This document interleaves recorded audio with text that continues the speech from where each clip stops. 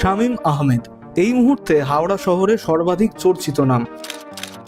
7ই মে শিবপুরে চওড়া বস্তিতে হওয়া বোমাবাজির ঘটনায় প্রধান অভিযুক্ত।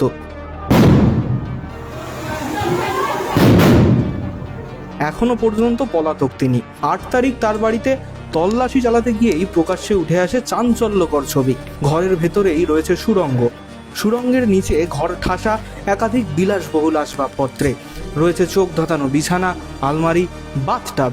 প্রশ্ন হচ্ছে, কিভাবে নিজের এই রাজকীয় বাসভবন নির্মাণ করলেন শামীম? সূত্রের খবর, এলাকার দাপুটে তৃণমূল নেতা হিসেবেই পরিচিত শামীম আহমেদ ওরফে বড়ে। তৃণমূলের একাধিক কর্মসূচিতে প্রথম সারিতে দেখা গিয়েছে তাকে।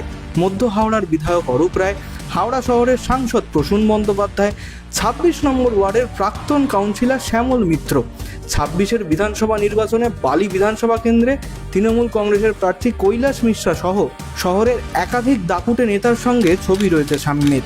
বিশেষ করে বিধায়ক অরূপ রায়ের ঘনিষ্ঠ হিসেবে এলাকায় পরিচিত তিনি। শামীমের স্ত্রী হাওড়ায় 31 নম্বর ওয়ার্ডের প্রাক্তন কাউন্সিলর ছিলেন।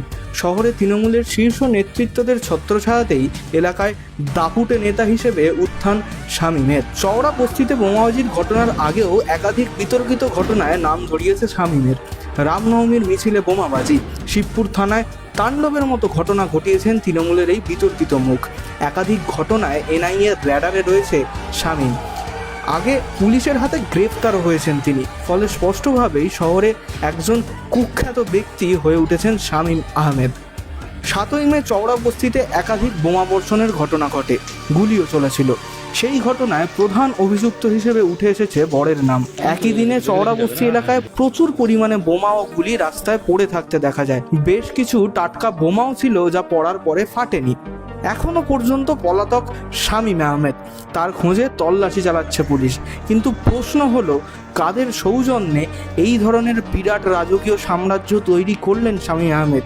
কিভাবেই বা এই ধরনের রাজকীয় বাসভবন তৈরি হলো তার? শামীমের পিছনে, তার মাথায় কোন রাজনৈতিক নেতৃত্বদের হাত রয়েছে? সেটাই এখন সবচেয়ে বড় প্রশ্ন।